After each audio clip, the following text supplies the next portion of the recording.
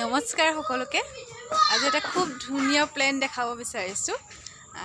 দেখাত ফুল আহিব যেন নালাগে এই প্লেনটো, কিন্তু খুব এটা ধুনীয়া ফুল আহিছে। সেইটো মই আপোনালোকক দেখাম এতিয়া। আপোনালোকেও হয়তো দেখিলে ভাল লাগিব।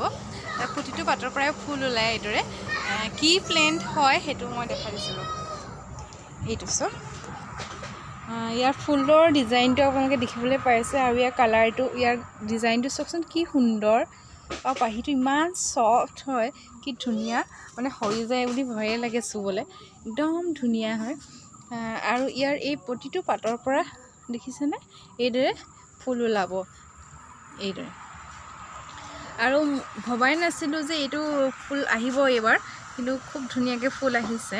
আৰু ইয়াৰ পাতৰ গঠনটো চাওকচোন। এনেও মানে আপুনি গছজোপা সজাবলৈ কাৰণেও আপোনালোকে এইটো ব্যৱহাৰ কৰিব পাৰে, ঘৰত ৰাখিব পাৰে। ফুল নহ'লেও গছৰ সৌন্দৰ্যটো বহুত ধুনীয়া, এটা অৰ্নামেণ্টেল গ্ৰাছৰ নিচিনা। আৰু এই প্লেণ্টটোৰ নাম হৈছে ৱাকিং আইৰিছ। ৱাকিং আইৰিছ হয় ইয়াৰ নাম। আৰু হয়তো বেলেগ বেলেগ নামো আছে, বেলেগ বেলেগ জেগাত বেলেগ বেলেগ নাম হ'ব পাৰে, নামটো লৈ কোনো কথা নাই। কিন্তু প্লেণ্টটোৰ আপোনালোকে সৌন্দৰ্যটো চাব পাৰে। যদি এনেকুৱা ধৰণৰ প্লেণ্ট লাগে, ইয়াৰ সৰু পুলিও আমাৰ নীলকণ্ঠ নাৰ্চাৰীত আছে, আপোনালোকে ল'ব পাৰিব।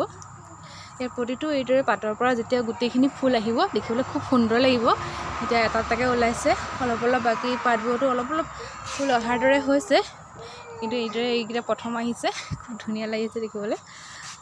কেনেকুৱা লাগিছে আপোনালোকেও জনাব। আৰু যদি পুলি লাগে তেন্তে আমাৰ লগত যোগাযোগ কৰিব পাৰে।